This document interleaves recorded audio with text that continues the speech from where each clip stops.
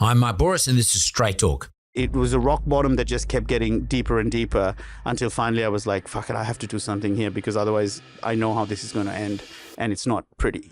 Dilruk Jayasinha. Can anyone guess why a kid in Sri Lanka in the 90s would have hated Australia? Sri Lanka's hopes of winning this test came to a dramatic end. Not only is this guy capable of destroying Sri Lanka's batting lineup, Warnie might root mum. I need to prove myself. And turns out that being able to scull a pint in 4 seconds was like, I had gone from a week of no one knowing who the fuck I was at all to a week later and some random goes, hey, are you the Sri Lankan guy that can scull pints? This is not a healthy way to live. Do you think you've been chasing reward systems all your life? Shit, what a good question. Food is this massive blind spot of mine. When my life feels out of balance, you feel like you are not in control of what's happening in your life. Choosing a destructive behavior feels like I'm still in control. It's this constant wrestle. Is this what I've signed up to? To constantly keep fucking up in life and then sharing it in a humorous way? I need to learn how to not disappoint myself. Dilruk Jayasinha, welcome to Straight Talk. How do I go? Very good. Actually, it's like I said, you gave it a raw go as well, just to see how you go. And I said you're very close. It's just there's an invisible G that my ancestors have dropped, but it needs to be pronounced because it's Jayasinha, like someone singing songs. And you said earlier on that you had a swear, I want to ask you why the fuck they bothered dropping a G. Why did that? I know, it's so frustrating. And I'll tell you what's more frustrating for me is because my first name is technically Ishan, but I've never used it. It's some astrologer or astronomer, whichever one is the one that's a bit less scientifically backed one. My parents went to one of them and they said, oh, this child can't have D in his first name. It has to be the first name has to start with I or something. Anyway, so that's never been a problem in Sri Lanka because in Sri Lanka we have quite a few people with a bunch of names before the given name. So like Chaminda Vas, the famous cricketer, he has like Varnakula Surya, Upasanta, Patabandige, Joseph, Chaminda. Like it's huge, long name. So it's quite common in Sri Lanka. But over here, everyone wants your first name. So bank details, everything, rental agreements, always Ishan. And sometimes I get put on flights where they booked me as Dilruk, but I can't get my frequent flight. So what does your passport say? So it's Ishan. Ishan Dilruk Diaz Jayasinha. So, but Dilruk is your middle name. Well, it's just the name I've always used. Ishan. So in Sri Lanka, it's quite common to have a first name that's kind of like how we treat the middle names here. It's just there for some reason, and it really annoys me to the point where I think I might drop officially change my name to just Dilruk to be the first one. Well, given that Aussies always want us short names, I mean, have you experienced anything in Australia? Have you experienced anyone trying to shorten your name like Dilly or Rookie or? Oh, absolutely. That was like literally within the first 2 days of uni or something like that. I said Dilruk, and Dilruk is actually, it's quite easy when you break it down, but it's just a collection of consonants that shouldn't be next to each other so close, like L, K, R, it's like throws people off. So I got Dil a lot, but it took about 10 months before I was at the Caulfield Cup. One of my mates took me to the races for the first time, and his mum was there. She'd had a few champagnes, and he's like, oh, this is my friend Dil. And she's like, Dil? Oh, that's an unfortunate name. And I was like, wait, why? Why is Dil? Because of she's like, oh, because it means you're stupid. And I was like, what? I didn't know that I've been going around calling myself a Dil and all my mates. I don't know whether they're laughing behind my back or not, but now it's stuck and I'm kind of embraced it now. Well, being Rookie's a bit of a Dil. just as bad. Yeah, Rookie, not bad. I actually nearly called, there's a Sunrise weatherman, Sam Mack. He's given me a show title called Dil Rookie Errors or Dil Rookie Mistakes. And I'm like, I might one day do a show like that, like just a fun little title, because I've always done a Dil pun. I've never done a Rook pun. Yeah, I'm always making rookie errors with my kids, and I often say, and I do or say stupid things, and I go, that's my. They always have a crack at me on like a group chat. They always have a crack at me, and my response always is rookie error. Yeah, so you don't want to be rookie. So can I just go back a little bit? So sure. Born in Sri Lanka. Born in Colombo, yeah, Born Sri in Lanka. Colombo, yep. Just give us a bit of a thing about talk to me about Colombo, in terms of you being a young kid growing up there, because I've been there. I have a recollection of it. Yeah, but just not many people have been there. Yeah, so I think my perspective of my childhood is different to what it would be in general, purely because I grew up during the war, so the Civil War.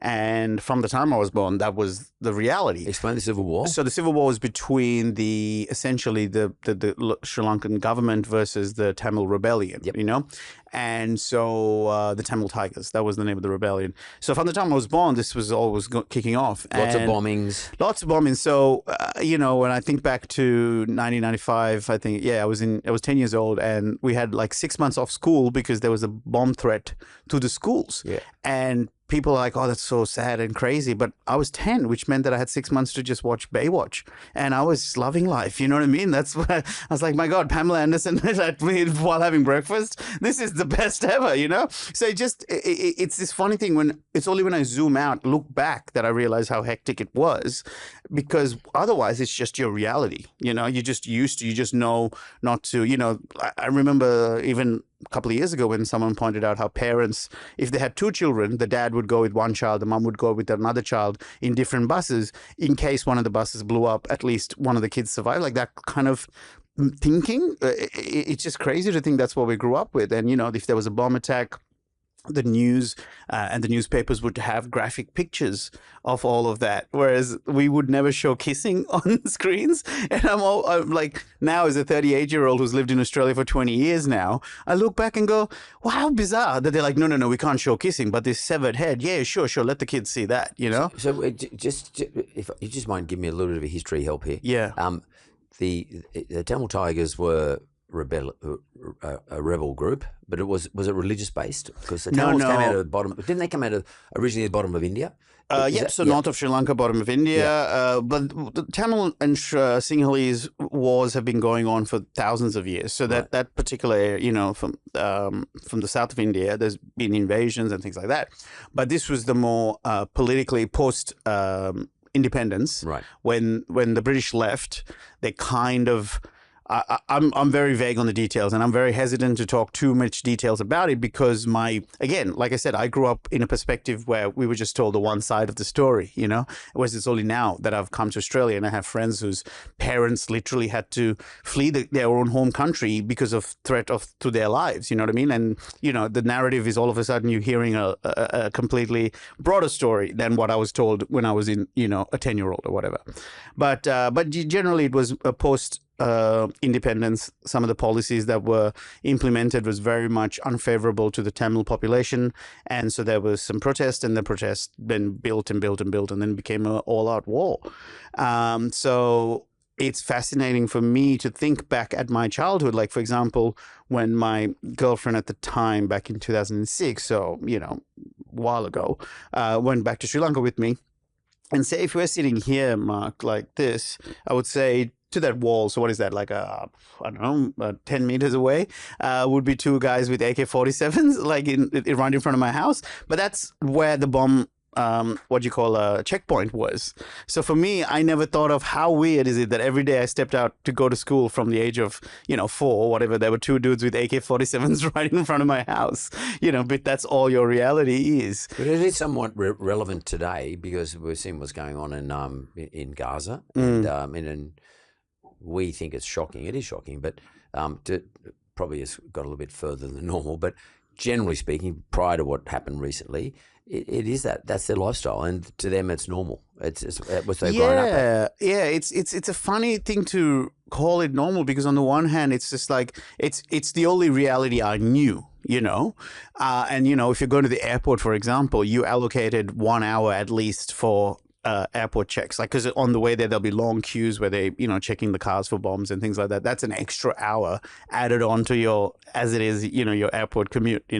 So those things are bizarre for me to look back on. So like for example, when people talk about like getting annoyed at getting pulled aside at the random checks or whatever, I'm like this is nothing. Yeah. So I don't know, like I'm not saying that I'm glad I went through those experiences because it has kind of given me an appreciation for what freedom and peace of mind of traveling like would feel like, which is true. I do, like in Australia, like for example, with my Aussie mates, whenever they go on a rant about like, the government is, fucked and it's the worst government and stuff. I'm like, look, you can criticize the government. That's fine. I completely respect that. But to go as far as to say it's the worst or this is corruption and I'm like, you haven't seen anything. You know what I mean? So for me, in a weird way, I have a little bit of gratitude, I guess, for that perspective. Not that I'm glad I went through it as such, but given that I did, it helps me navigate the challenges in a more developed world and a developed system. Do you know what I mean? And I'm trying to sort of work out, who you are, who Dilruk is. I'll tell you. And a lot of those are based on your experiences. Because one of the things I noticed, I have visited Sri Lanka, and one of the things I remember is this. And I'm still a pen pal to this now woman. She'd be maybe 40 now, but she's married with kids. But one of the things I found out when I was there was that and this is a cultural thing, but if you have daughters, if you want them to be married, you have to give them a dowry. You have to actually give them you have to give some land away or some property away. Yeah. This is what I was getting told. And and if you have all daughters and you got no money, you're the dad, you're mum and dad, and you don't have any assets of your own, it's very difficult to marry your daughter off. Right. And a lot of the girls end up in prostitution, end up in or really slavish sort of jobs. Like they're pretty much cleaners or. When did you go to club? I'm talking about 2002. Maybe even before that. I think it might have been 2000. Yeah. And I actually met this young girl and became a pen pal of hers. And she asked me to become a pen pal. Ultimately I ended up sending money and stuff like that, but it doesn't matter. Because the people who were running the place that I was staying at, they were Australians actually, and they told me the story, and I'll never forget it. But she was such a polite, lovely person. Now I'm so glad she ultimately got married and has kids of her own and all that sort of stuff. She still writes to me. Till my birthday, her birthday, Christmas, our Christmas, she just writes a little letter, handwritten, tell me how she's going, send me some photos of her family, and it's quite nice. I mean, but I got a bit of a shock. It's heartwarming when you see that. And I got a bit of a shock though about this different culture. Which, growing up in a place like that, to experience that is pretty unusual. And when you come here, you're in for a shock. Right. The shock's here. There is its own kind of level of kind of shock of going, So I, similar to that way of thinking, what happened to me was when I moved to Australia for university, so my dad and Is that why you came here to go to university? I came here to get a degree in accounting and finance. And I think effectively the plan was to leave after 3 years and go back and get a job in Sri Lanka. But I fell in love with Melbourne. That's where I've lived most of my Australian life. And I did get distracted though. I wasn't a drinker back in Sri Lanka, and then all of a sudden here I'm away from my parents for the first time and just got really stuck in. And it turns out I'm great at drinking, not just like I was able to finish a pint of beer in 4 seconds. And you can drink for Australia. Yeah, I honestly represented Australia against the USA in these boat races and things like that. Yeah, at uni obviously, but it was like representing the country, and I'll never forget it. I'm actually quite proud of it, even though it's been 7 years since I picked up booze because I got so bad that I had to quit. All good. But at the time, it was something I'm proud of, which is we were doing these boat races of like 6 Americans versus 3 Aussies. And I actually didn't even have my citizenship at the time, but I've claimed myself as an Aussie.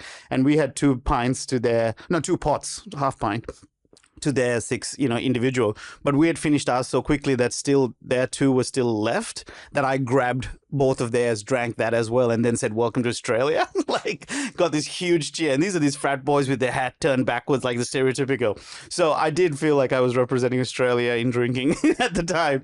But the reason I bring that up is because it's only later on that I felt this huge, massive hit of guilt of thinking about the amount of sacrifices my dad had to make in order for me to get to Australia, and then for him to be able to pay for rent, for food, for the full fee. He paid the full fee for me, It was because I was such a studious kid back in Sri Lanka. Like, I was the type of kid that if I didn't get 100 for maths, I'd have a cry because I'm like, oh man, I was so close to 100, Like, that's how much I gave a shit about studying, and then I come here and become a pisshead. And so I carry this guilt because I hear like the stories of your friend who is a pen pal, like the pen pal friend of yours. These opportunities aren't there for them, and the system or the complete coincidence that they were born into a family that did not have a dad like mine meant that she might have to take her life down a path that's less safe, for lack of a better word. Safety was the issue. Yeah. That's what got me, the lack of Right, safety. the lack of safety, right? And whereas here I am, someone who, it was not like the money even came easy to dad. Dad couldn't retire until I finished graduating. And yet I had no sense of appreciation for the cards that were dealt for me and how good those cards were. And it's taken a lot of time to kind of process that and alleviate the guilt and shame around it and just go, okay, yeah, you took a scenic route, but you've actually come good. It's okay. Don't beat yourself up. Because, I do still like think about, man, like I remember watching an interview with Malala, and she's talking about how she just wanted to go to school and she got shot in a bus because they were trying to stop the girls from going to school. And I'm at my lunch break in my accounting. I used to be an accountant, and the accounting office hungover from the night before, or whatever, just at my lunch break. And I'm bawling my eyes out at my desk going, this poor girl had to literally dodge bullets to go, get an education, to read a book. To do what you did quite easily. To do what I just literally pissed away. I would just, I would not really go to the classes. I would, because knock on wood, being someone who's able to study quickly, I was like, I just need to pass. Like, I don't need to nail this because, and so the rest of the time I was partying and, drinking and enjoying my life on campus. And then the last month before the exam, I would buckle down. And one of my worst efforts was for the subject corporate law. I went for the first lecture. It was 2 hours long and it was so dry that I'm like, bugger that, I'm not coming back for this. But because I'm an international student, I can't afford to just I have to have a full load. That's part of my visa requirement. I couldn't drop the subject. So I didn't go for a class until the final week, which is week 12. And the week 12, the lecturer was like, focus on this, focus on that, blah, blah, blah. And the night before the exam, I just downloaded all 24 hours worth of lectures, listened to it in double speed, just making quick notes. Didn't sleep at all that night. It was like nearly 12 hours of just listening to audiobooks. Went to an exam and passed, literally by studying only like the 24 hours before. And to stay up, I had to invent a drink called a Baroffi, which is a Barocca and a coffee. It was disgusting, Mark. Like, it was horrible. Like, you literally have it, you fall to the ground, convulse because of how gross it is, but then you're up for a good 4 hours. I don't recommend it to anyone watching. This is not a healthy way to live. But I did remember feeling like a hero for passing something that, you got a reward. Well, just I did a whole. Basically, I had friends who failed from going to every single class. Yet here I was able to hack the system. But the reality is that it was pathetic. I'm really annoyed at myself now. At the time, I thought, oh, look how cool I am. I managed to, do this entire syllabus, this subject in 12 hours, and passed. And, I've got the same degree as someone who studied every single day of that semester. But now looking back, I'm embarrassed by it because it's like the reward is in the effort, not the result. Do you know what I mean? Like, for me, the fact that I got given such a great opportunity to really, excel, and I said, fuck that, I'm getting drunk, I'm embarrassed by it. You know what I mean? But I mean, that's interesting. Did you live a life in Sri Lanka before you came to Australia to go to university? Did you live a life not repressed, but like in terms of, was it a bit stricter, highly disciplined within your household? Kinda, yeah. Look, we had a very loving. So I have a very confusing background in the sense that my dad's Buddhist, my mum's Muslim. Dad worked overseas, still married to date, but he worked overseas. So we grew up with mum's side of the family who were all Muslim, and we were in this big house, 14 of us in the one house, and my brother and I were the only non-Muslims, which is weird in itself because you feel like a minority at home. You were non-Muslim? I was non-Muslim, yeah. So you were Buddhist? Buddhist, essentially raised Buddhist after my dad. Yeah. But because of for whatever reason, mum and dad sent me to a Catholic school. Wow. so I was a minority there as well. So I think those contributed to this idea of I need to prove myself. Every single time. There was, like, my grandma, I adore her. I love her so much, mum's mum. But there was definitely a sense of, there was no unconditional love. Like, there was this sense of, like, I felt like an outsider because I wasn't barracking for the same team that they all would. Is that a big thing in Sri Lanka? It was, like, very controversial for mum to marry someone outside the faith. This is the 1970s. And was it controversial for your dad to marry someone else? Oh, yeah. They had to kind of elope and stuff like that. Wow. Everyone's fine now. Now it's like, all gone. But at the time, it was very, very controversial for, my dad always did the right thing. He tried to get permission and everything. He always maintained my mom's dignity essentially. But in the end, it was just like, well, we just have to elope because, they're not giving their blessings kind of thing. But that's another whole story, Mark. But the feeling that I had was because my brother was a super studious guy. He was, 5 years older, even ended up working in hedge funds in Monaco, at the age of 23. He was like, I think he started off entry level and within 6 months had, not 6 months, maybe about a year, brought in more money into the fund than the actual head of marketing had. So they fired this 50-year-old dude and hired this 24-year-old guy and he just absolutely dominated. So I was always had him, he's my best mate in the world. However, he set the standard so high that even my little crazy, chaotic way of doing things was constantly scrutinized. So I think in terms of your question about discipline, it wasn't so much, I guess it is a little bit of like pressure, peer pressure. Expectations.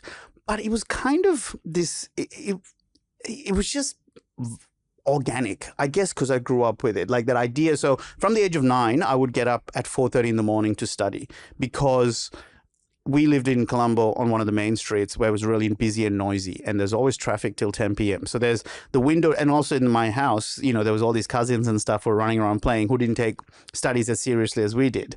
So the window that my brother and I had to study was past 10 o'clock or before school starts, So it's weird when I look back as a 9-year-old, the fact that I had that level of discipline or drive to study hard, that I'll wake up at 4:30. And I even remember asking Mum, there was this weird green little rattle, like for babies. I said, because she promised me that if I get a certain average that she'll buy me this Sega Game Gear device or whatever, a 90% or something if I get it.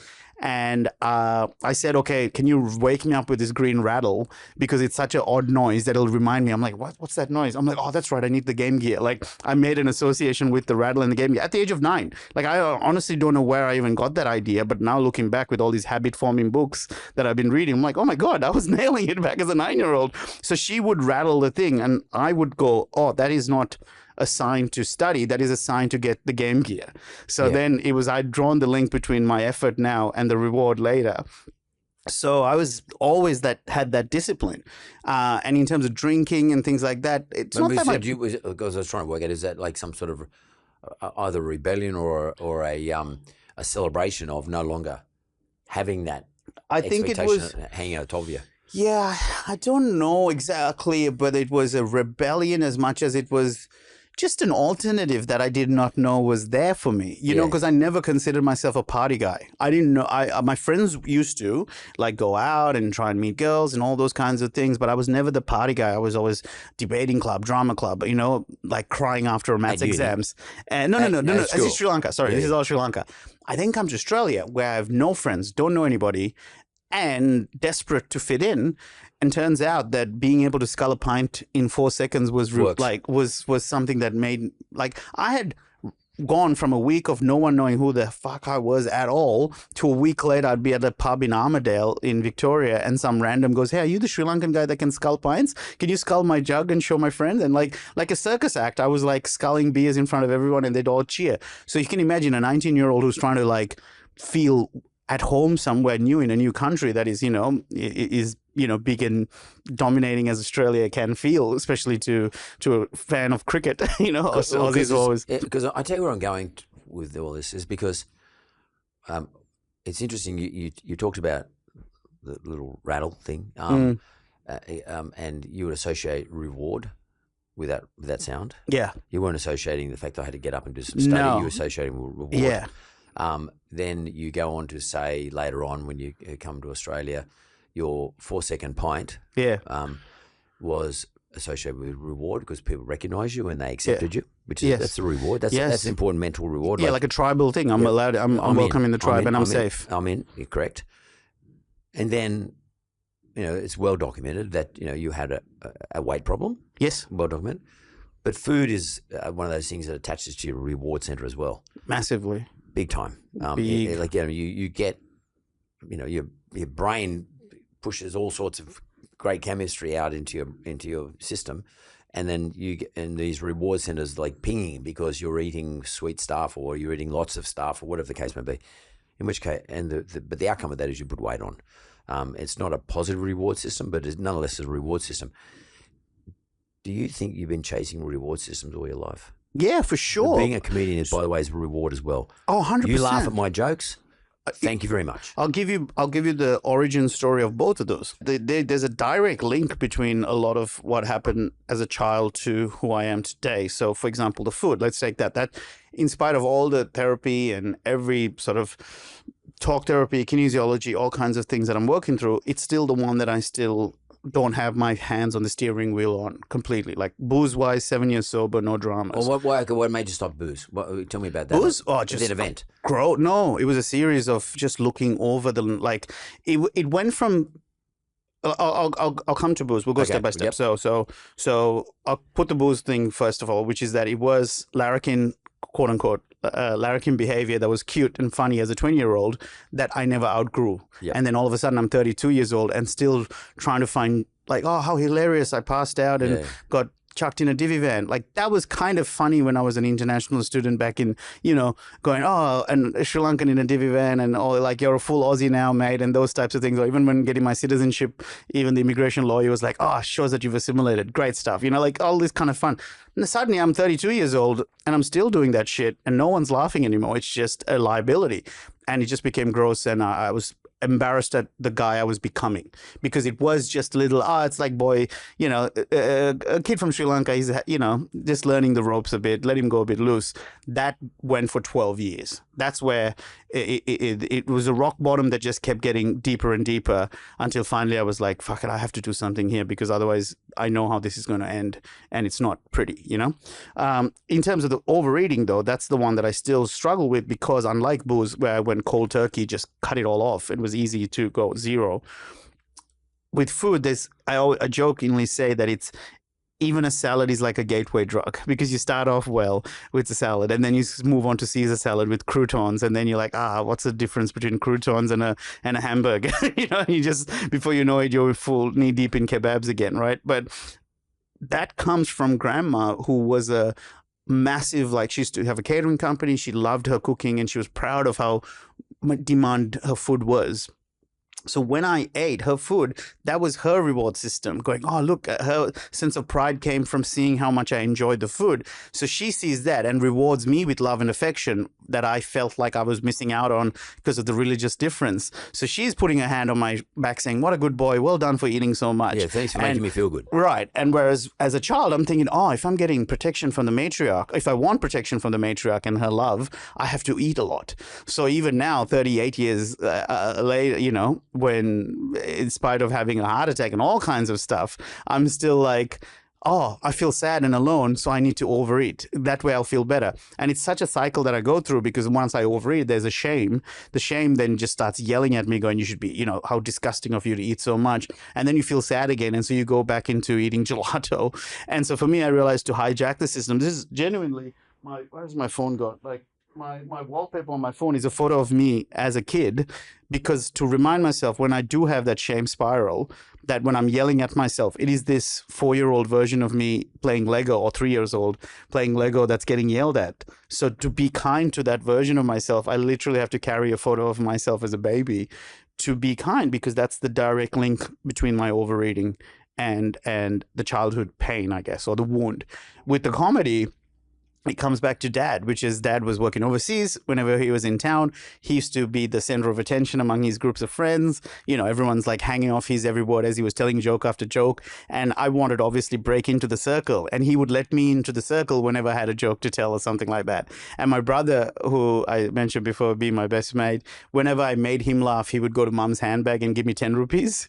And if it was a really good joke, he'd give me 20. So again, all this was like happening when I was 5-6 years old. Rewards again, right? So comedy to me has been this thing which, again, I would say I've been able to take essentially an annoying party trait, which is trying to be the center of attention, trying to get everyone to like him and be funny and not give anyone else this, the platform.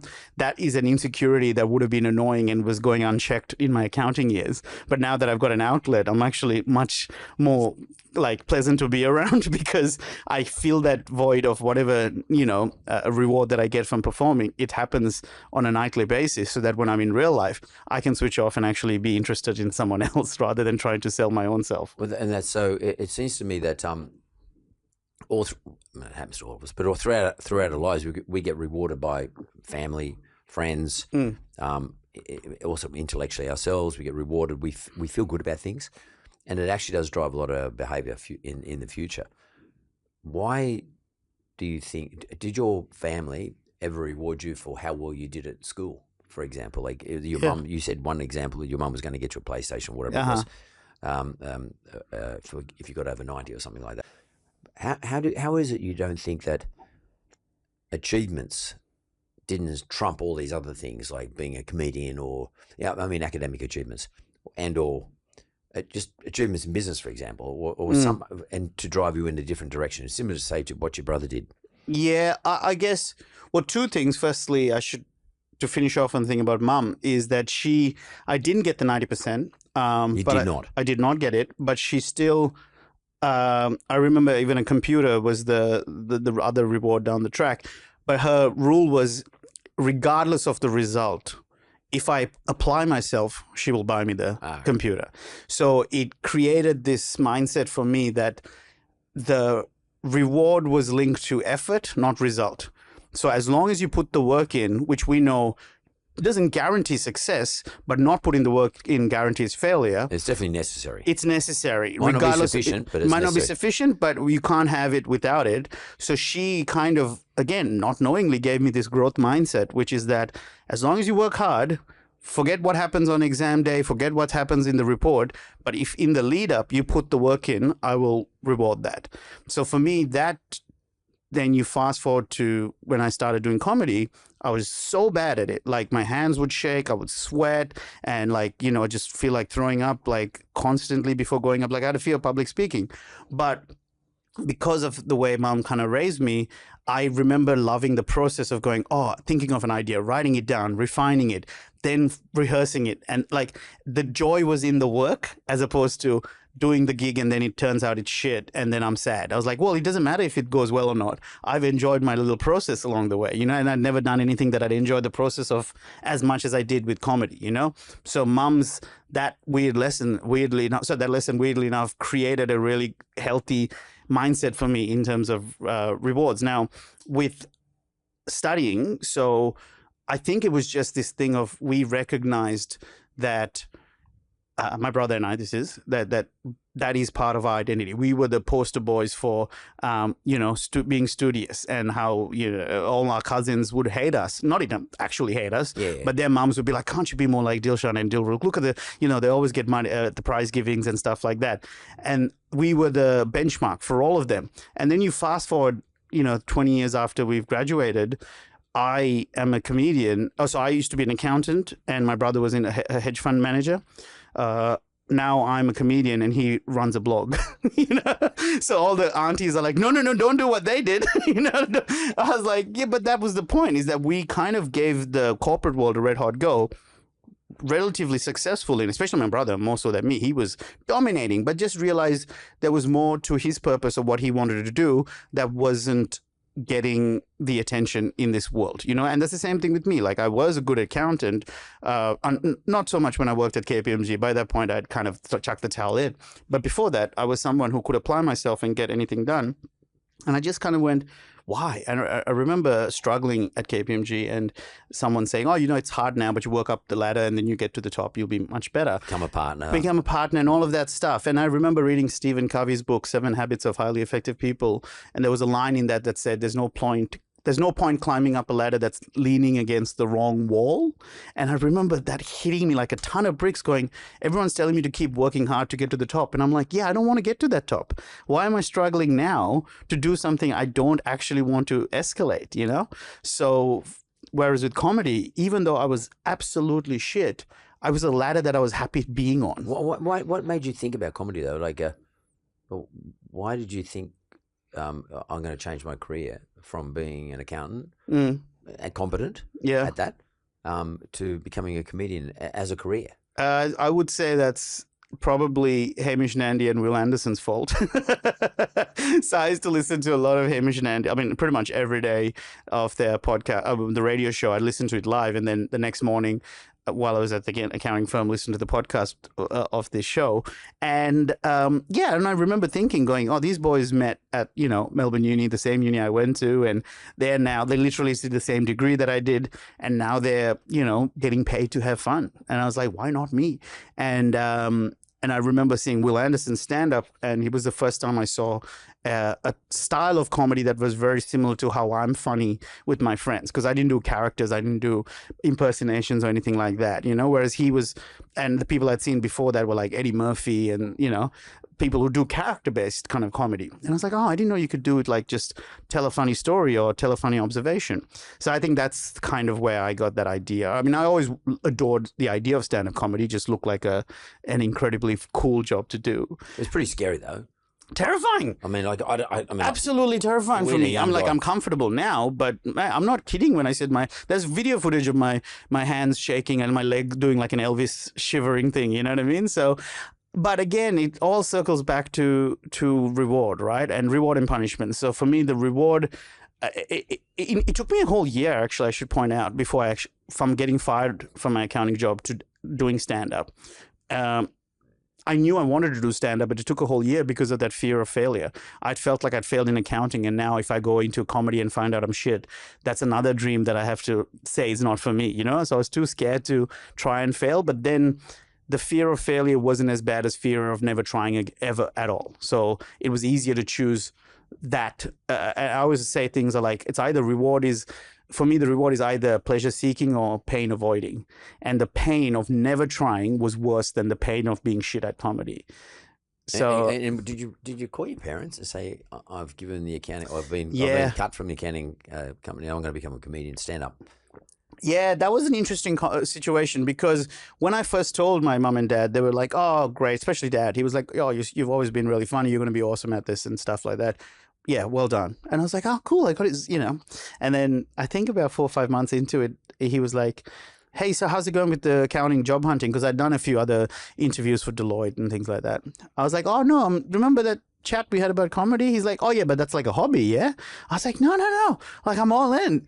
And so he was a bit confused, because I have come to realize that my parents especially, but most parents, I would say, just want to know you're going to be okay once they're gone, Yeah. And it was hard for him to understand how you can have this accounting degree from Melbourne Uni and not use it for security and stability. Especially when you paid for it. Especially when you paid for it. He knows how much went into it. Yeah, worked his absolute ass off. And this guy's like, no, I'm going to go tell dick jokes to strangers for a living. That's my calling.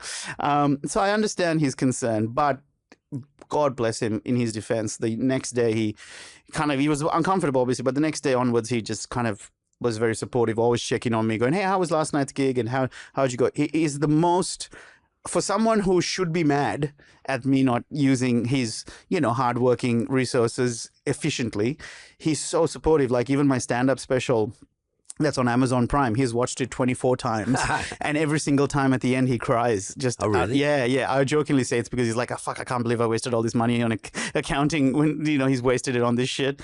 But no, he cries because he's just so proud. He genuinely gets a real kick out of it. I think he's like me, he's a creative, he's a performer. He loves like singing karaoke and being the center of attention, just like me. So he's kind of happy to see, and he cries like all the time. Even a couple of days ago, I did this fundraiser for the Heart Foundation in Mildura, and there was an MP who ended up talking about my show in Parliament. So now I'm officially in Hansard, and I sent it to Dad, and he cried straight away, because it's like, for us growing up in Sri Lanka, Australia is a big scary country, like the dominant cricket team, the MCG, all these big, colossal feelings. And for him, I'm just his idiot second child, So the fact that now my name is in Parliament, like, I know it's nothing for, we know in the grand scheme of it, it's a big deal. But for us, it's like, yeah. And even like, I'll tell you a cute moment. There was a video I'd done, interview I'd done on the project that went like viral on WhatsApp, like just randomly people just kept sharing it.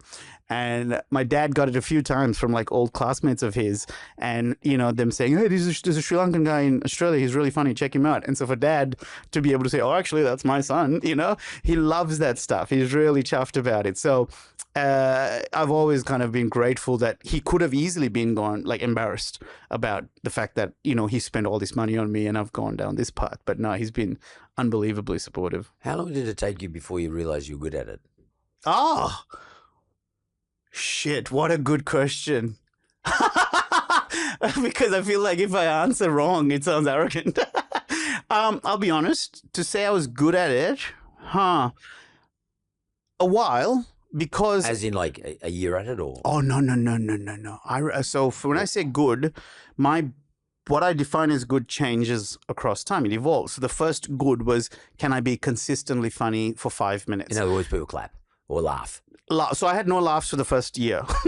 Wow. Well, I must have had some chuckles and titters, but I think because I was a fan of stand-up first, I jokingly say I'm basically a fanboy who like duped his way into the other side of the stage. You know what I mean? Because I used to pay like $500-600 of money I didn't have to watch comedy shows during the Melbourne Comedy Festival, and now I'm part of it.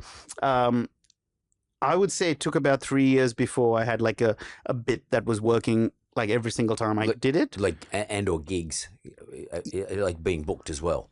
Yeah, look, again, is that a measure of success, or is it more about how you, on a particular day or evening, the response? I mean, how do you measure success? Right. So comedy is the only place I have naturally done things that then, since then, reading self-help books about self-development, that matches up. Like the things I did naturally for comedy seem to be backed up by all these different, whether it's David Goggins or Tim Grover or any of these people. It's like, oh, that's what I did, which was, I didn't care about being the best, better than anyone else. It was about how can I be better tomorrow than I was. Like my goal every single time was to walk out of a comedy gig a better comedian than I was when I walked in. So even if I bombed, there was still a victory there, which is I learned a way not to do it. But that's a way of thinking. Right, but I didn't know that. It's a mindset thing. It was, for me, it was because comedy looked impossible, and the fact that I was even trying, for me, was the win, because it looked like something completely out of my reach, something that is not for me, just watch from afar.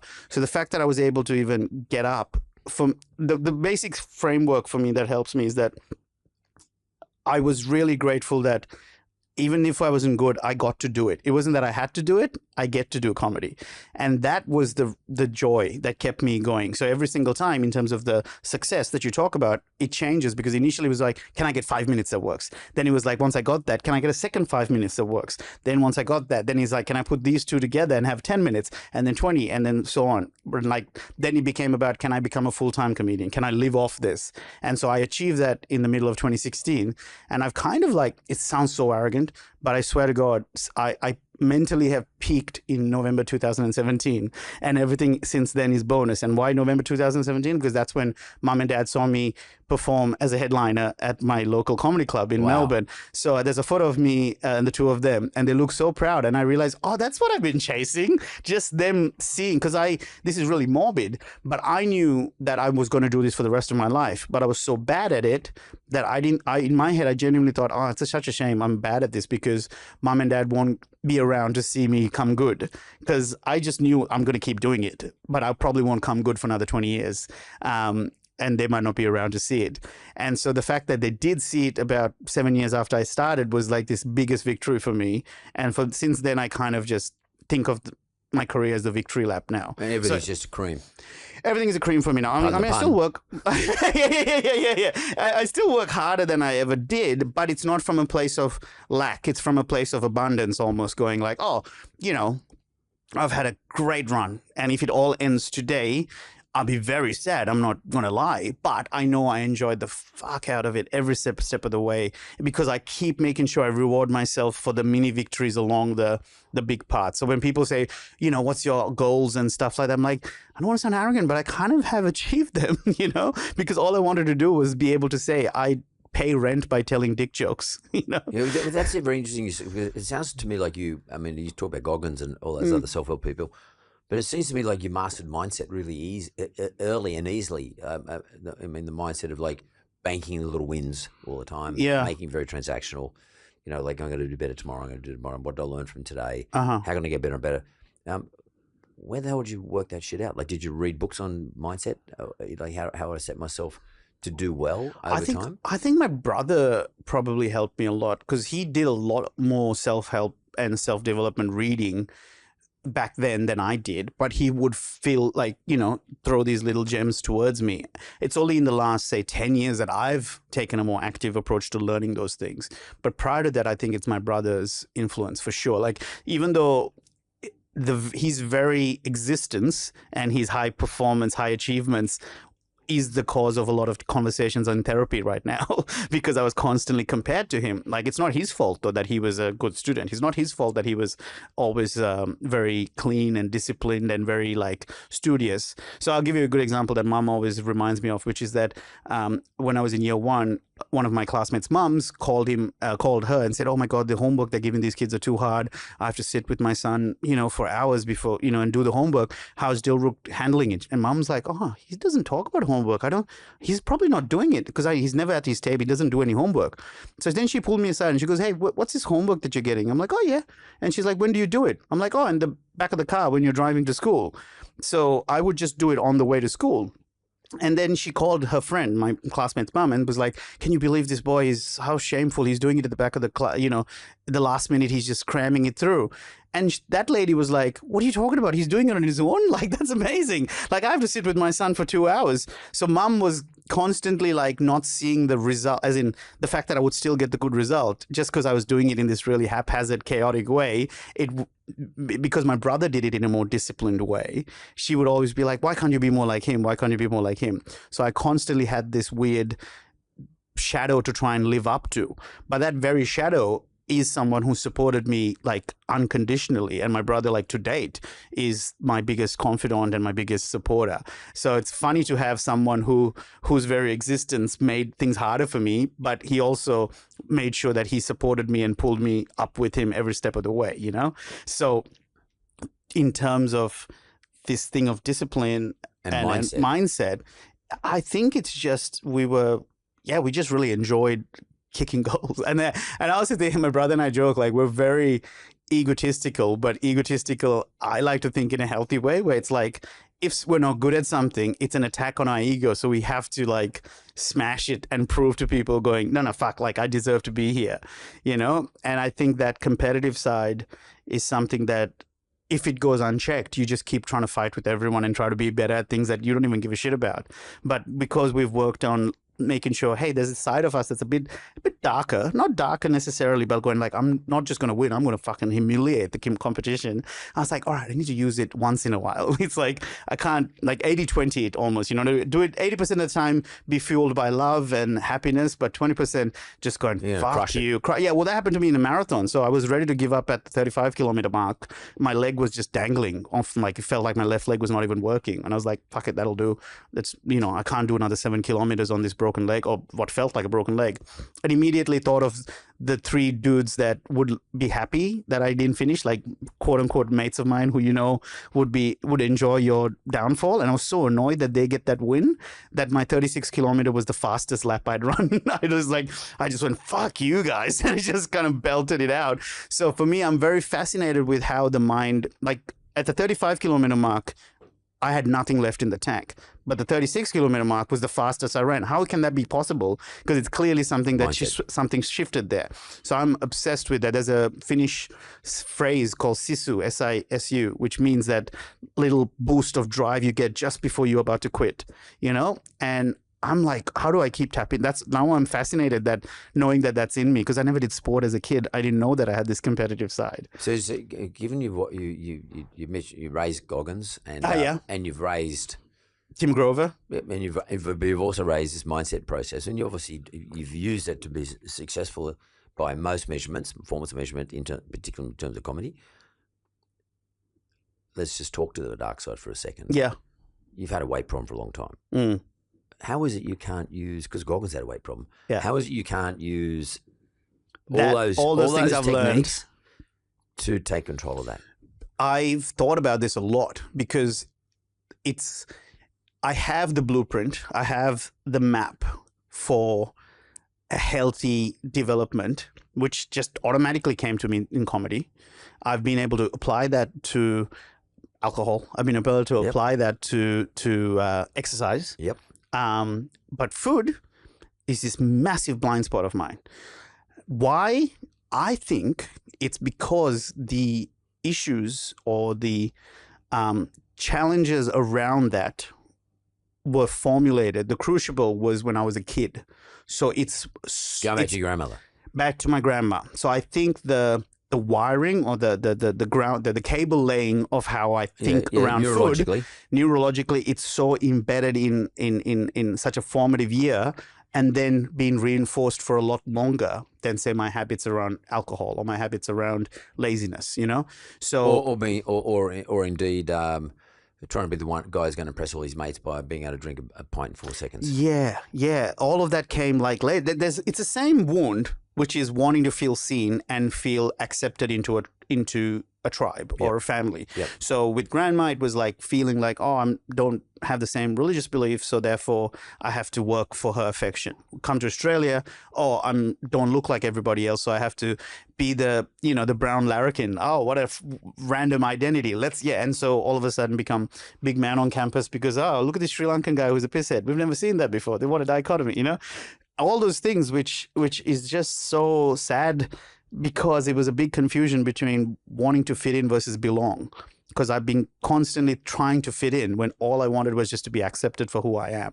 And realizing that the friends that I have now 20 years later from that uni experience, they didn't care about the drinking. They were just good people who wanted, the best for me. That's why we were still friends, even though we quit drinking 7 years ago. And they still drink, But I had miscommunicated to myself that if you want friends, you have to be the party boy. Or if you need affection from girls, you need to be in front of like the lecture and, making all these jokes and stuff like that. It's like, no. People like you just for who you are. You don't have to work so hard. So food is something that those bad, let's call it unhealthy habits of overeating. So for example, when I describe as unhealthy, it's not about eating junk food or anything like that. It's, for me, I can eat to the point where I'm uncomfortable. Too much food. Way too much, to the point where I'm in pain and I'm still going.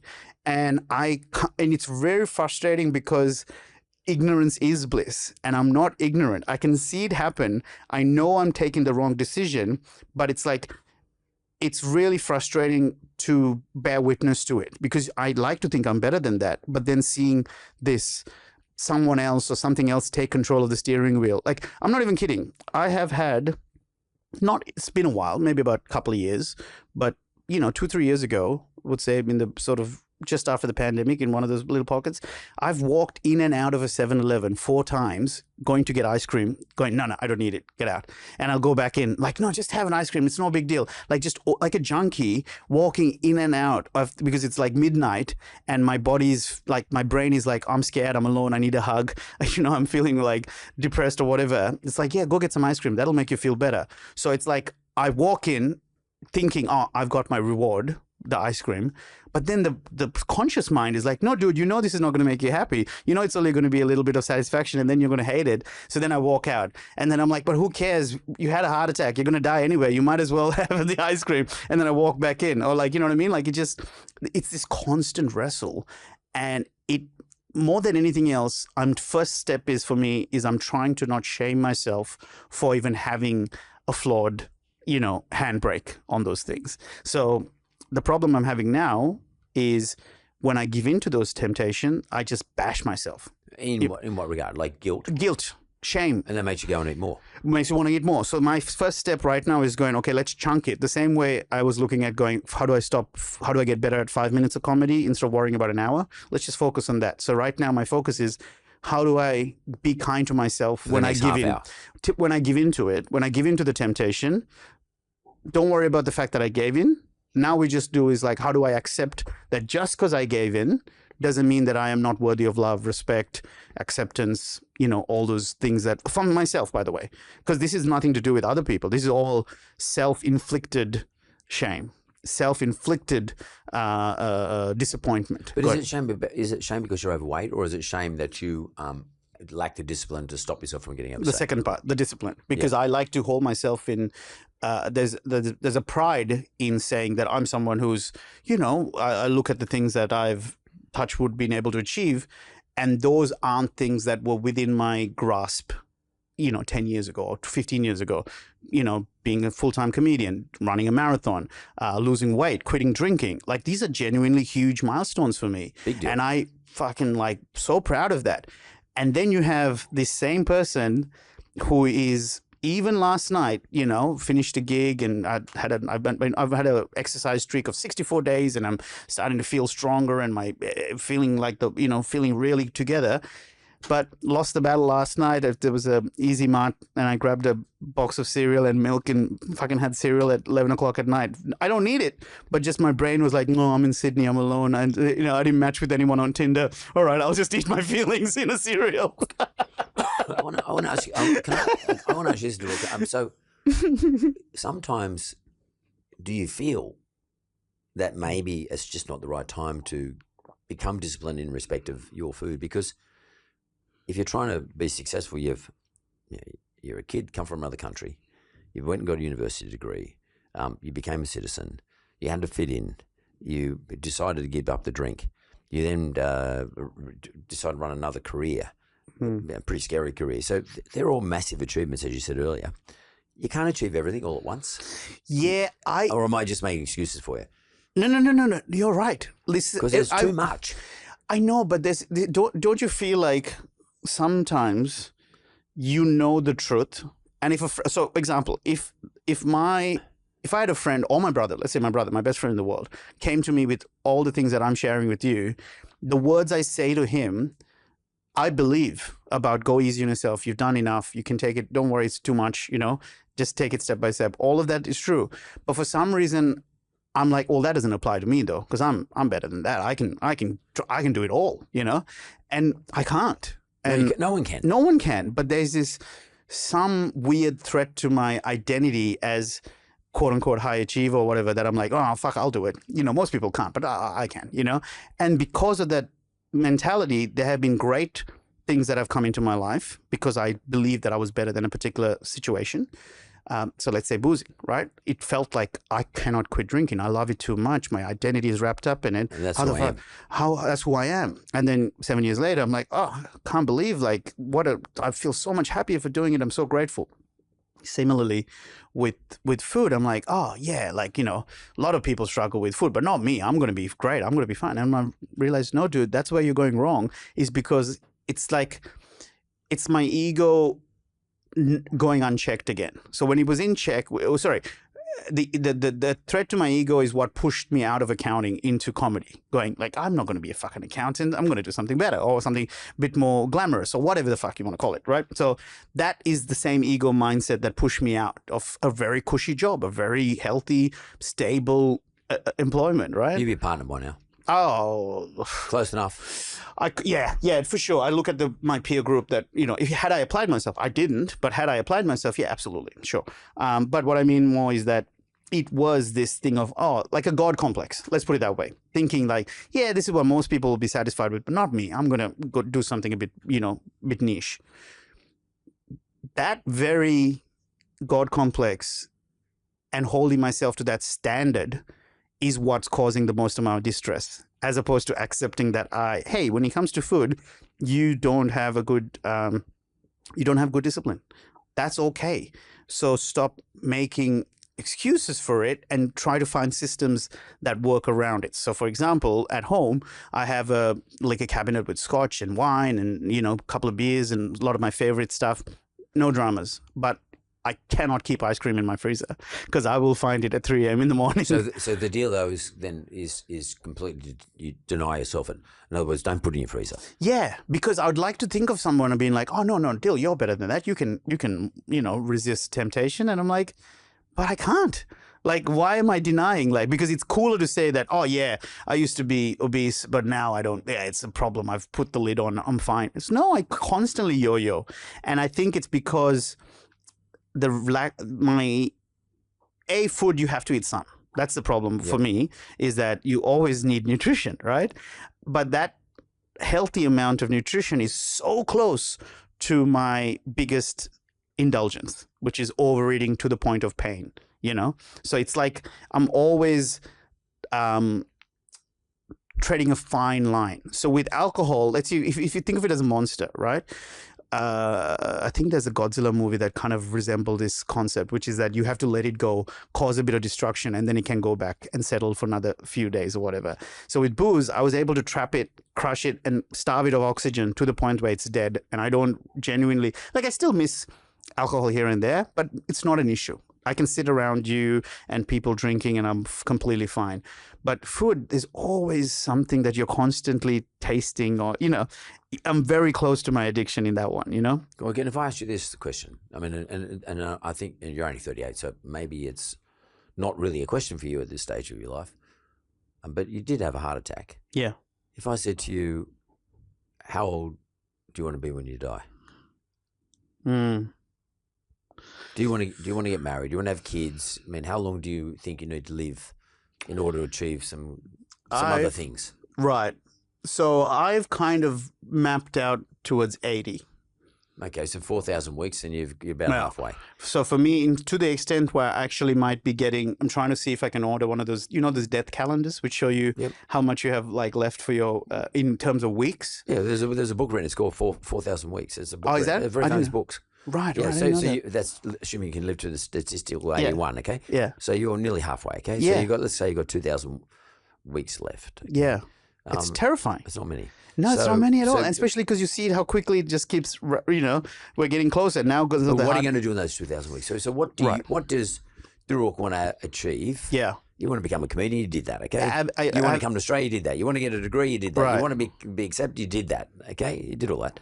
But if I said to you, you got 2,000 weeks, mate, what do you want to achieve in the next 2,000 weeks? Abs and threesomes. No, that's genuinely, I would say, the last thing I want to do.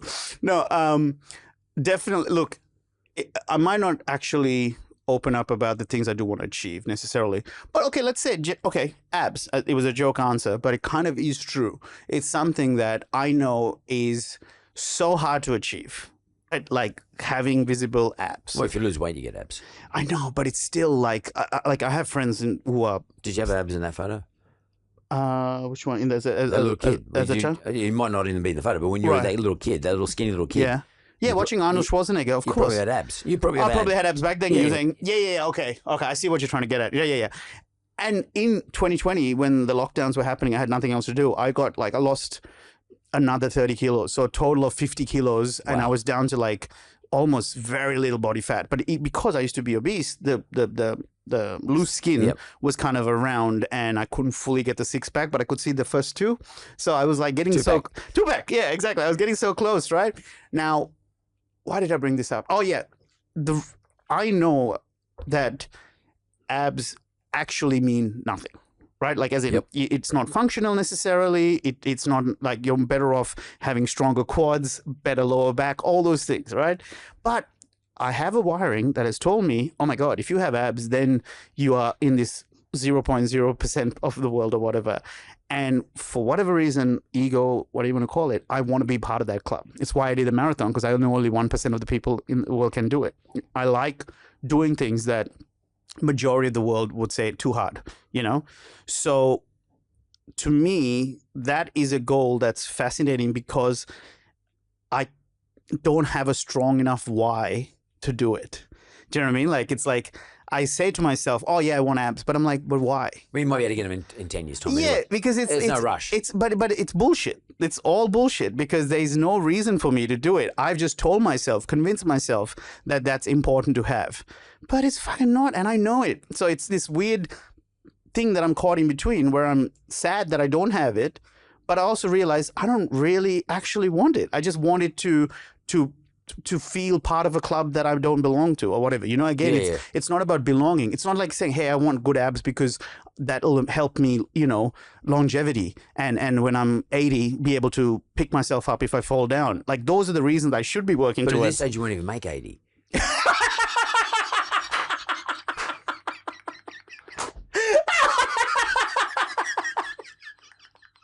Sorry, man. You're so right, though. You're spot on. This is why I'm saying that won't fucking make it. the system's flawed because No, I'm your focused. system is flawed. That's what I'm saying. Your thinking system. But you've got such a good mindset. for everything else except for food and Yeah, but exercise. think about it. Like, you're a smart guy. Yeah.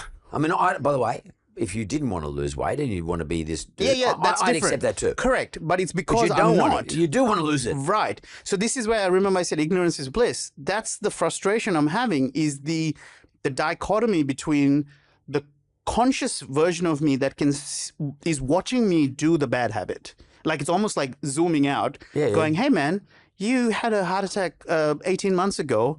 Why the hell are you walking into this fried chicken place and ordering a whole chicken instead of just, okay, go to the fried chicken, have it, sure. But why do you have to have a family size? Like, why can't you just stop at that? So that's literally what I'm working on with a kinesiologist. I'm trying to work on it with. What does that do? I don't know, man. But I don't even know what a kinesiologist is. I'm genuinely, I'm going to limit how much I talk about that because I'm new to it.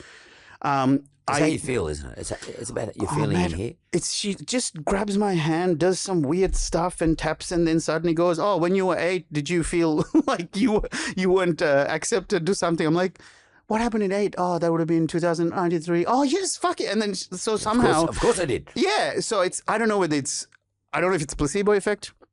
I don't know if it actually works. Whatever it is, I don't care, because the placebo effect works. So after my last kinesiology session, I reckon I went a good 6 weeks of not binge eating. And when I say, that's a big difference between enjoying food and what I do. So this is binge eating. We're talking where we eat beyond the point of satisfaction, right? That's the frustrating part. As you said, like, I appreciate you saying you're an intelligent man, because I like to think I am. So can you imagine how annoying it is to have the awareness that you're doing the wrong thing and still not being able to course correct? You know, that's the hard part. So like I said, with kinesiology, that 6 weeks was going well.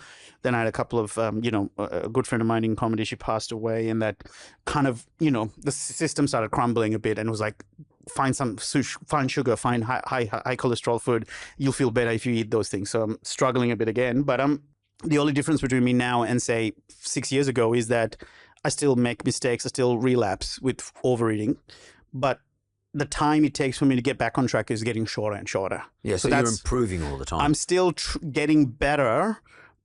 And that's why I said earlier that the challenge for me now is not to bash myself when it happens. That's the first issue, is because it causes this shame spiral. But if I can learn to go, hey, you messed up, or rather, hey, you slipped up again, that's okay. We can start again. That's okay, because that's exactly how you did your comedy. Exactly. And I can't seem, because with food, for some reason, it's so ingrained. It was like from the age of 9, constantly being told you're too fat, or you can't play this game because you're too small, or this outfit that for the drama club, it's tight on you, so we can't give you the role. We'll have to give the role to someone else because you're too, like, it's just so embedded into my DNA that I am physically unhealthy, that I'm constantly like falling back into that equilibrium. So do you think it's the story of you? Do you think that in it's your the story mind, I've told myself? Yeah. Yeah. Because there's a very good book called Neurocomic. Oh.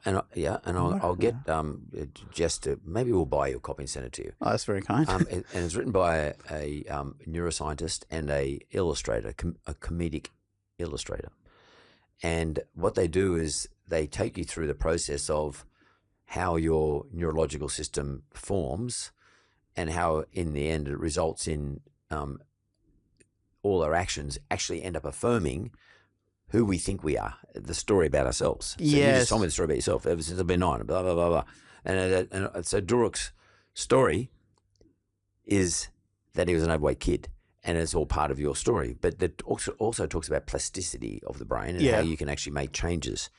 And it's written in a sort of funny way, which you no doubt you'll get. It's a very easy book to read, but it's quite a brilliant book about bringing home to us that at the end of the day, we build a story about ourselves throughout our lives. We form neurological connections in our own brain about who we are, and then we keep doing all those things in our life to affirm that's who we are. And that's how we can create really bad habits. Yes. But the good news is you can change that through Yes. plasticity, or the brain, its ability to change is really important. And I just thought, I read that book many years ago. I was a big drinker, and I was I wasn't trying to be accepted, but I sort of was, because the group I was hanging around with, that's what they did. Yeah. Growing up, we all just drank a lot, and we drank way over too much, and we made a lot of mistakes. In my case, it wasn't weight, but it was just getting in trouble, and whenever I used to get in a lot of trouble. But I read this book, and I thought, fuck, hang on, I can be different. And it made me change. And I read this book 25 years ago or something like that. It's been around for a long time, but it's a bloody good book. And it's about understanding how you think, but you can't do all these things at once. If you've got shitloads of things going on in your life, you're really busy all the time. In your case, traveling. Yeah.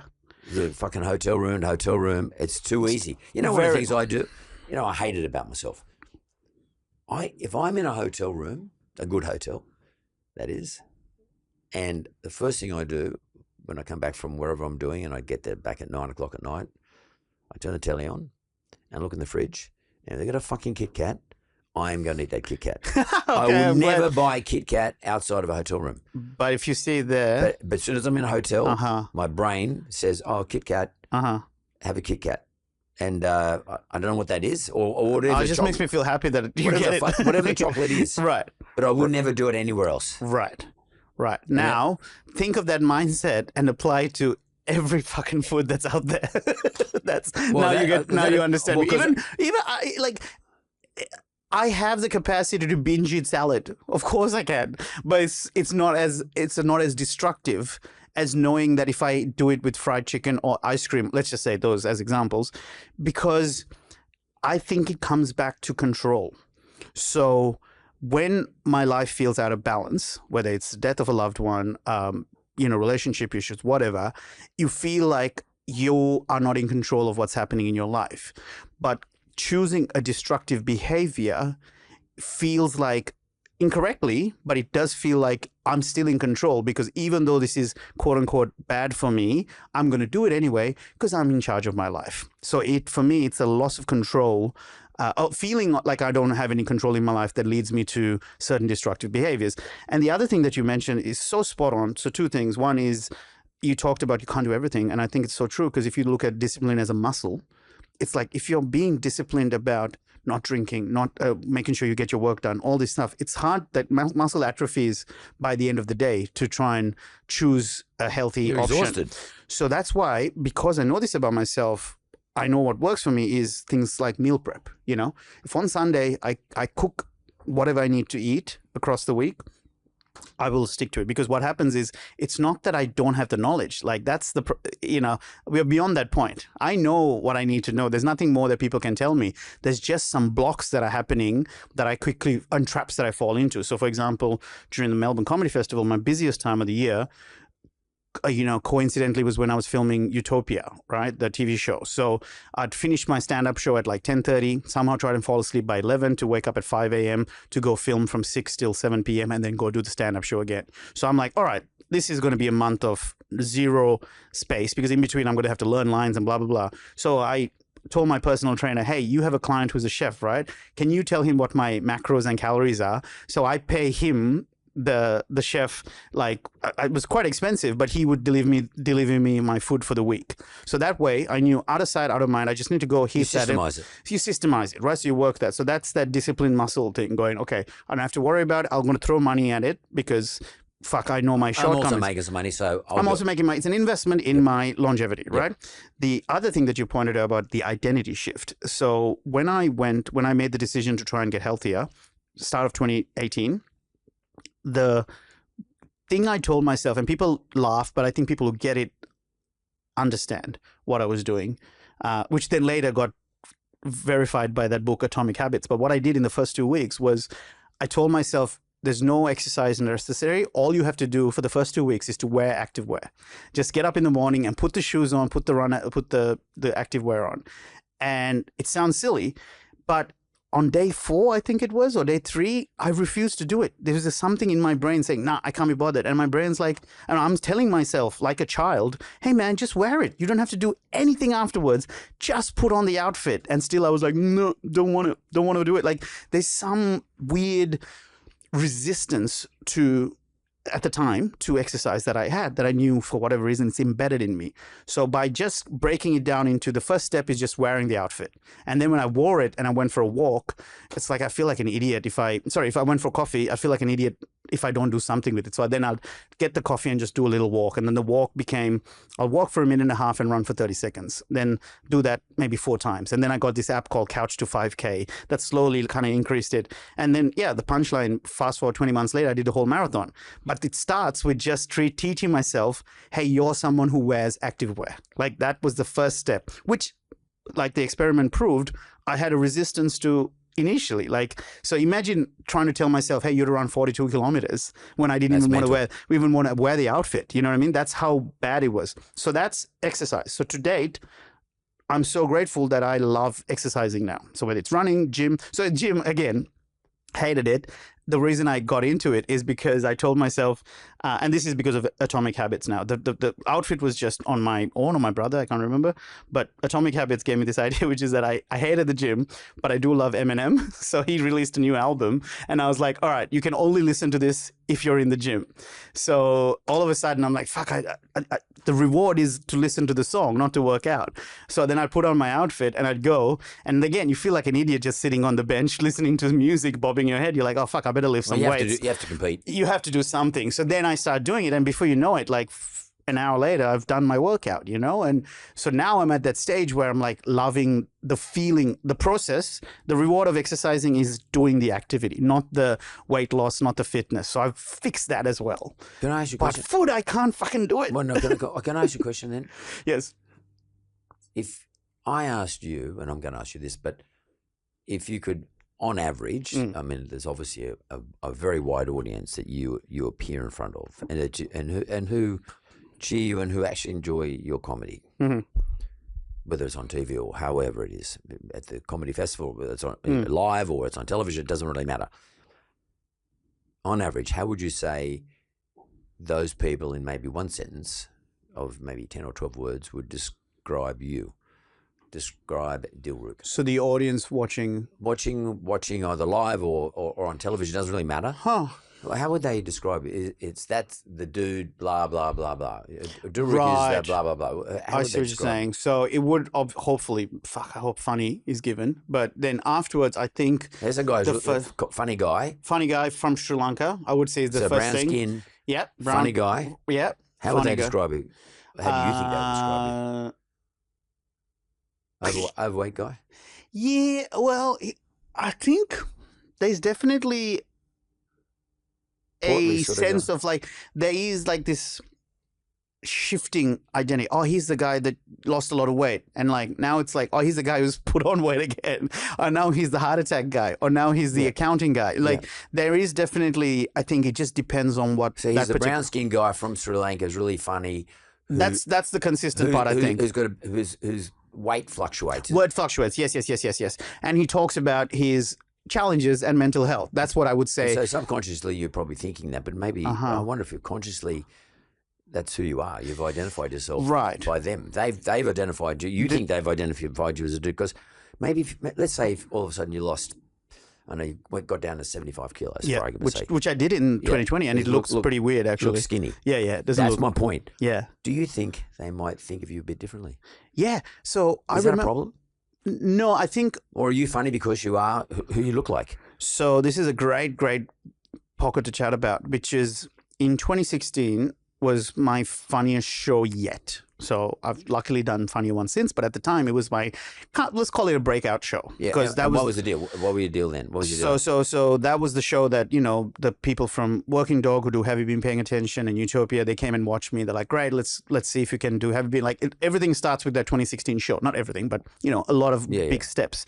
And I look back at this 2016 show and 95% of the material was about being a fat pisshead. Like it was either about being obese or being an alcoholic. Right. So you're getting rewarded for that. So then it hit me going, hey man, no wonder you can't lose weight. Is because you have taken something that causes you pain, found a way to celebrate it, which is probably a good thing to begin with. And they all confirm it. But now they're confirming it, and you're now paying rent of it, and as all of these things are happening, like it's like, oh well, I have like, and so then I realize, is this what I've signed up to constantly keep fucking up in life and then sharing it in a humorous way, even though it's really a cry for help? So the following year, I made a rule. 2017, no jokes about my weight, 0 fat jokes. I quit drinking by that point, 1 year in. No jokes about alcohol and no jokes about weight.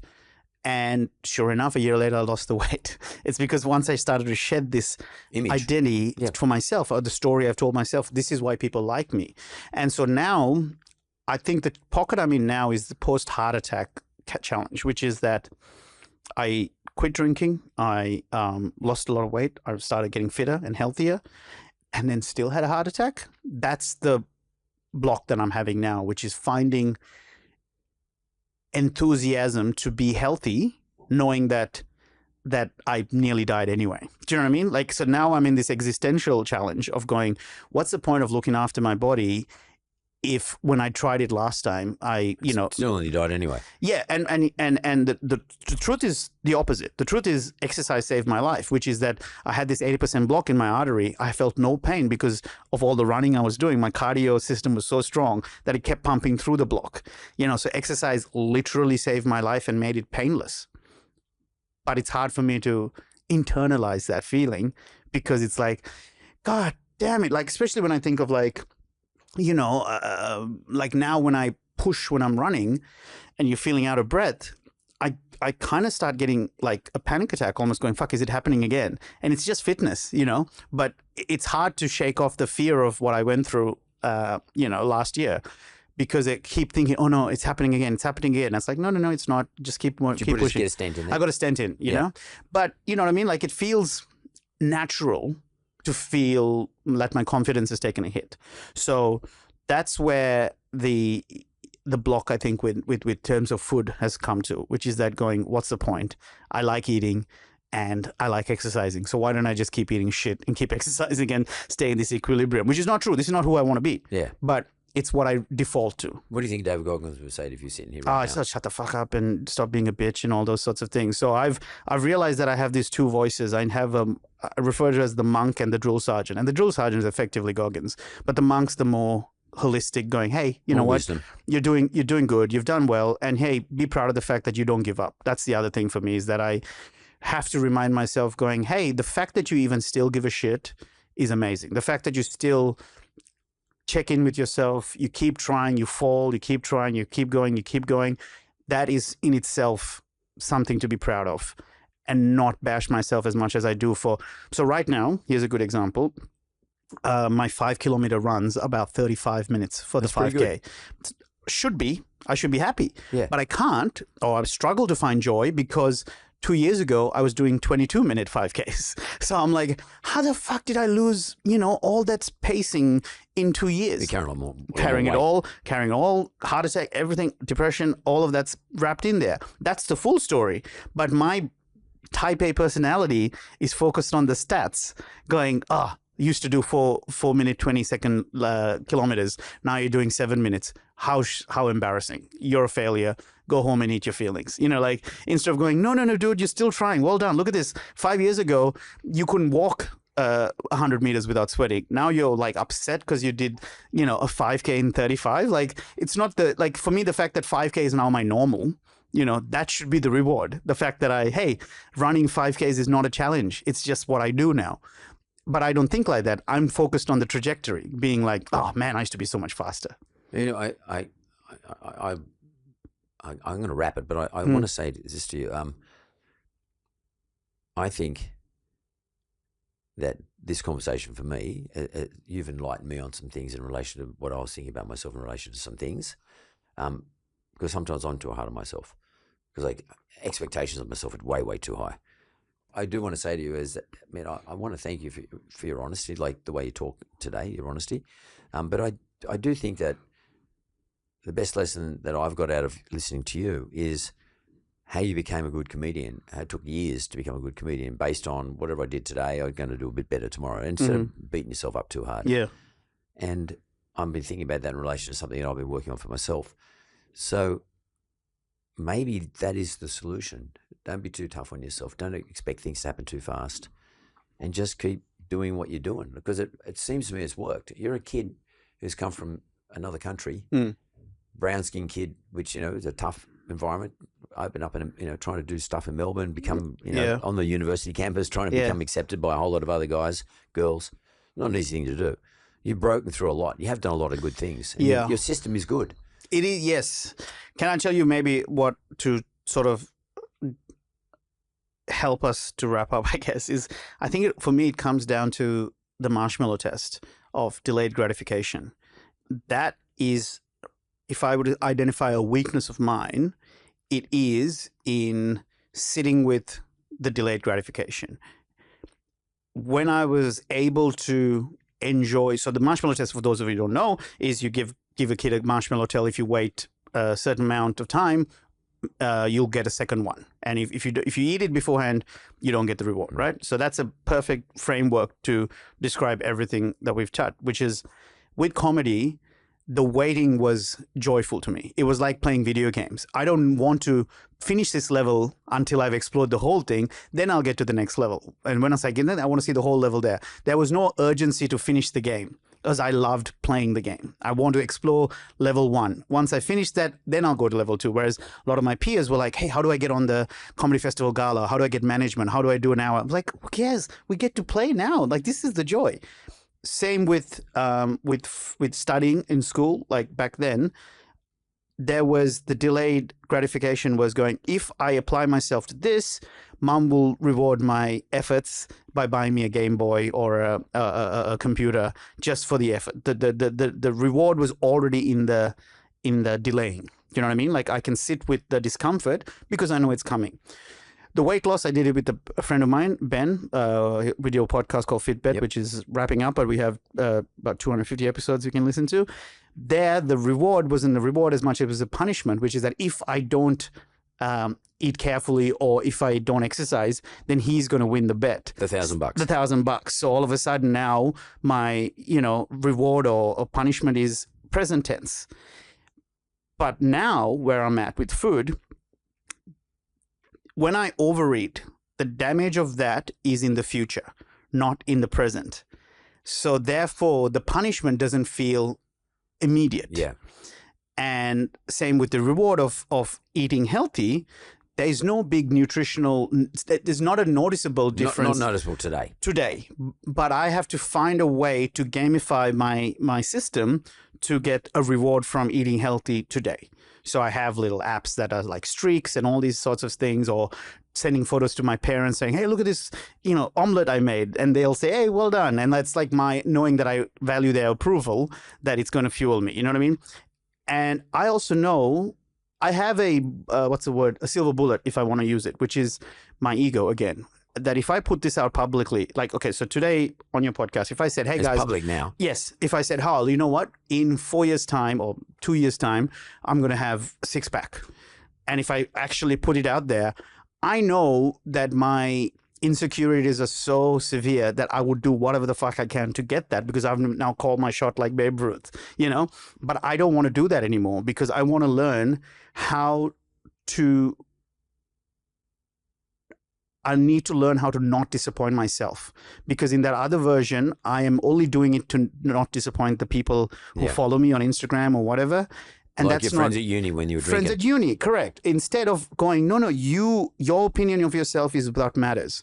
So I need to get better at not disappointing myself, because I'm so used to letting myself down, but I will never but I rarely let other people down, So as soon, if I said to you, Mark, man, whatever reason it's important to you to have that I have 6-pack in 2 years, I'm like, man, I'll do it for you, no worries. And I'll get shredded for no reason, but it should be for me. No, totally. And so that's where my block is it comes down to that delayed gratification. Is like, how long can I sit with? So now what I'm working through is telling myself, going, okay, you want a fit body, how about we don't put our goal as November 17th, which is I'll tell you why specifically, is because I'll be performing at the Opera House. And I was like, oh my God, that's so fucking cool. I need to look as, trim as possible because it's going to be taped. I'm like, shut up. Who gives a fuck about that? How about 2 years from now, you say to yourself, I'm going to be in the best shape of my life. And you slowly build to that and learn to sit with this idea that this is a long game. Whereas I'm so fueled by sprinting. And I'm like, no, you're not a sprinter. You're a marathon runner. Slowly build to what you can actually achieve rather than getting upset that, fuck, I didn't do this hardcore weight loss in 1 month and, missed my target. So what's the point? Let's just eat more fried chicken. I just think the biggest lesson I got out of this whole discussion is how important it is to know not only know yourself, but know how to hack your own brain. Yeah. Yeah. And that's what you're talking about. You're hacking your own brain. Yeah. And all the time. And it's frustrating to feel like I have to. No, but it doesn't matter. I know. It works. And I think your point is you got to do it for yourself. You got to do it for yourself. You got to hack your own brain. Otherwise, if you're not hacking your own brain, it means you're doing it for somebody else. So I reckon hacking your own brain, actually, you're outsmarting your own brain. Yeah. It comes from understanding. Totally. You first need to understand what your shortcomings are and how you operate. And then it's a case of going, okay, given this is the framework or the wiring that I have, I can't just apply what my brother did or, I can see my brother, he has a good balance, and he's my closest comparison genetically and everything. And I always keep going, well, if he can, eat balanced, surely I can. And I've had to go, no, you can't. You're someone who's either completely... you're not David Goggins either. Right. Yeah, exactly. You're not. Yeah, I'm not. Exactly. But I keep thinking that going, well, if he's doing it and I'm not doing that, then I must be a failure. I mean, I think it's good to get those people to inspire you, perhaps motivate you a bit or inspire you. But at the end of the day, you've got to work out your own process, your own technique. Yeah. And I think that hacking your own brain, which is, by the way, it's a very difficult thing because your brain's pretty smart. Yeah. And it's got all these behaviors in there. Oh, and it knows all your insecurities. Complex. And it's going to tap you on the shoulder and say, hey, constantly. Hang on, Dilruk. Wait a minute. Yeah. You're in the room. You're on your own. You're feeling lonely. You're out of your comfort zone. You're not in the city. Just go down the IGA down the road there and rip in. But it's a pretty clever. But I think it's just as bad as courageous as leaving an accounting job and becoming a stand-up comedian. Right. I appreciate that. So you got the courage. Yeah, I appreciate that. You got that. Thank you. I do appreciate. And again, I appreciate that coming from you because you've obviously you work in you're exposed to the world of high performers. Do you know what I mean? And for me though, I think someone's physical discipline around their health. Forget size. Let's just talk about health and what's choosing good options for them. To me, is a really good character trait. Do you know what I mean? It's really unfair because given the fact that I'm someone who struggles with it to say this, but it's true. I think someone who's able to find a mastery of their own health to as much as possible. We all know that you can get a diagnosis of cancer out of nowhere and it fucks you up. But we know that. Ignoring that, but you doing the best you can for yourself, to me, is a sign of someone who values themselves. And for me, the fact that I struggle with that particular element shows me that I have a lot more work to do about self-esteem and going, why is it that I'm okay disappointing myself? Why have I convinced myself that I can't let other people down, but if you make a promise to yourself and you don't keep it, who cares? You don't, you're full of shit anyway. Do you know what I mean? I don't think people do care. No, I know, but I'm saying is I need to remind myself that I need to do these things for me. Yeah, and you need to care. I need to care, correct. And so it's yourself. Understanding why is it that I can make a promise to myself and then break it? Why can't I? Why isn't it enough that only I am disappointed? That should be enough. And you don't need to please everybody, just yourself. Yeah. Got to be a bit selfish. And I guess for anybody listening, he's a funny bastard. This guy, he's a comedian. But I apologize, but at the same time, I'm pretty happy about it. That we talked about some heavy stuff. Yeah. In relation to somebody who's such a funny bastard, and so the